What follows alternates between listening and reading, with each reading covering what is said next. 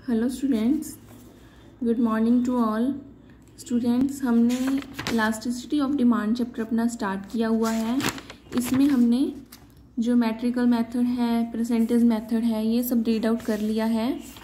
और आज जो हम करेंगे उसका नेम है degree of price elasticity of demand. Means कि जो ये प्राइस इलास्टिसिटी है इसकी अलग अलग डिग्रीज बनाई गई हैं। डिग्री मतलब इनको अलग अलग कैटेगरी में डिवाइड किया गया है। वो कैटेगरीज जो हैं आज हम रीड आउट करेंगे। रजे इसको 5 में डिवाइड किया गया, 5 कैटेगरीज हैं इसकी। फर्स्ट है परफेक्टली इलास्टिक, सेकंड है परफेक्टली इन इलास्टिक, नेक्स्ट है unitary elastic, more than unitary elastic और लेस देन यूनिटरी इलास्टिक। तो आज हम ये रीड आउट करेंगे। फर्स्ट जो हमारा पॉइंट है इसका नेम है परफेक्टली इलास्टिक डिमांड। परफेक्ट का मतलब है पूर्ण, मतलब पूरी तरह से जो इलास्टिक होती है, ठीक है। A perfectly elastic demand refers to the situation when demand is infinity at the prevailing price. It is the situation where the slightest rise in price causes the quantity demand of the commodity to fall or to zero. Is a diametrical representation of perfectly elastic demand। ये इन्होंने क्या बताया गया है, ये perfectly elastic का show किया गया। और perfectly elastic क्या होता है रजे? perfectly elastic में क्या है, प्राइस इनमें अगर सेम ही रहता है बट सेम ही प्राइस पे, ठीक है, हमारी जो क्वांटिटी डिमांडेड है वो चेंज होती रहती हैं। लगभग पहले इतनी थी फिर इतनी हुई, ये हुई, ठीक है। तो इसमें हम क्या बोलेंगे, इसको इन्फिनिटी बोलते हैं। जो हमारी इलास्टिसिटी ऑफ डिमांड है वो इज इक्वल टू किसके होती है, इन्फिनिटी के होती है। मीन्स इसमें प्राइस जो है वो सेम है और क्वांटिटी जो है वो हमारी चेंज होती रहती है। इंक्रीज भी हो सकती है, इसमें डिक्रीज भी हो सकती है। इसमें ये बताया गया eight the prevailing price of for the consumer में बाय 10 और 20 यूनिट्स और 30। कहते जो हमारी प्राइस है वो 4 ही है बट जो हमारी कस्टमर है वो क्या करते हैं, इसी सेम प्राइस पे उसकी किसी चीज़ की 10 क्वांटिटी भी ले सकते हैं, 20 भी ले सकते हैं और 30 भी ले सकते हैं, ठीक है। तो इसका मतलब क्या है, जो हमारी ईडी है वो किसके इक्वल होगी, इलास्टिसिटी के। उसके बाद है perfectly in elastic demand. Perfectly in elastic demand का मतलब है कि जो हमारी डिमांड है, हमारी क्वांटिटी है वो सेम रहती है और ये जो प्राइस है ये हमारे चेंज होते रहते हैं। इसमें ये दोनों एक दूसरे के अपोजिट है। इसमें प्राइस सेम था और इसमें क्वांटिटी सेम है, ओके। इसमें अगर हम नमक का एग्जांपल ले लें तो आई थिंक इससे बेटर एग्जांपल कोई नहीं होगा। नमक है, ठीक है।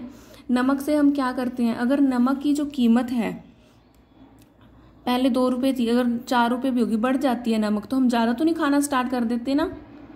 हम नमक का यूज़ उतना ही करेंगे जितना हमारे लिए सही है, जो हम पहले से ही खाते आ रहे हैं। ऐसा कुछ नहीं है अगर नमक की प्राइस जो है वो इंक्रीज़ हो रही है तो हम उसको ज़्यादा यूज़ करना स्टार्ट कर देंगे, ऐसा कुछ नहीं है। तो इसमें हम क्या देखेंगे कि जो प्राइस है ये हमारे चेंज होते हैं और जो क्वांटिटी है ये हमारी सेम ही रहती है।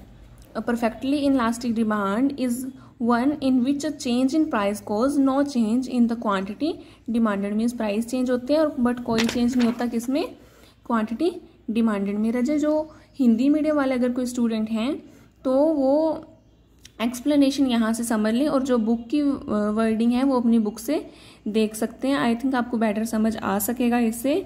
नेक्स्ट है यूनिटरी इलास्टिक डिमांड। यूनिटरी का मतलब होता है 1, ठीक है। जो हमारी इलास्टिक डिमांड 1 के इक्वल होती है। ये क्या सिचुएशन है, it is a situation when change in quantity demanded is response to change in price of the commodity is such that total expenditure on the commodity remains constant.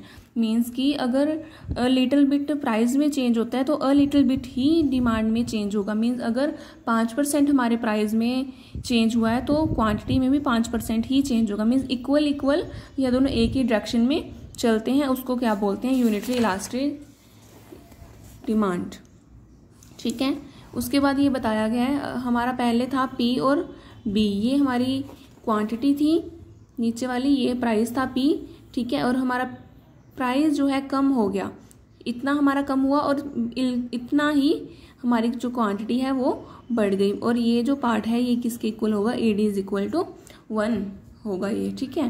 उसके बाद greater than से आपको समझ आ रहा होगा कि एक चीज़ ज़्यादा होगी एक चीज़ कम होगी, मीन्स जो कोई चीज़ है वो एक दूसरे से बड़ी या छोटी होगी।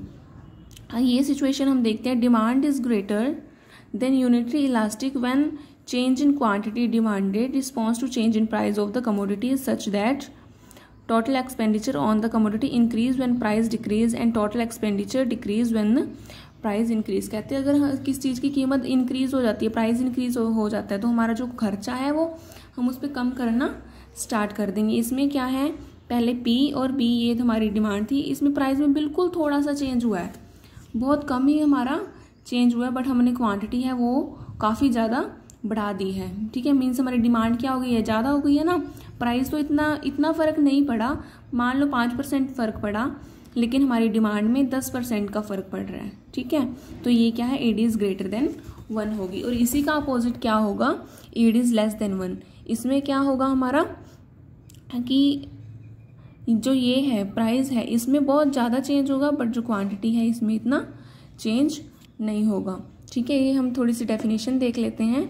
Demand is less than unitary elastic when change in quantity demanded is response to change in price of the commodity is such that total expenditure on the commodity decrease when price falls and total expenditure increase when price rises. Means जब price rise हो रहे हैं, means बढ़ रहे हैं, तो हमारा जो एक्सपेंडिचर है वो भी उसके ऊपर बढ़ रहा है। ठीक है, अगर प्राइस कम हो रहे हैं तो हमारा एक्सपेंडिचर भी कम हो रहा है। इसमें क्या है, जो 1 है वो ग्रेटर देन होगा किससे, हमारी इलास्टिसिटी ऑफ डिमांड से। ये जो 5 पॉइंट है ये आज आपने रीड आउट करने हैं। अगर आप इसको अच्छे से रीड आउट करोगे तो ही आपको समझ आएगा। एक बार अच्छे से इसको डायग्राम्स को ड्रॉ करके देखना है कि कैसे ये फिगर्स बनी हुई हैं। अगर कोई प्रॉब्लम है तो कल हम डिस्कस करेंगे। Thank you and have a nice day.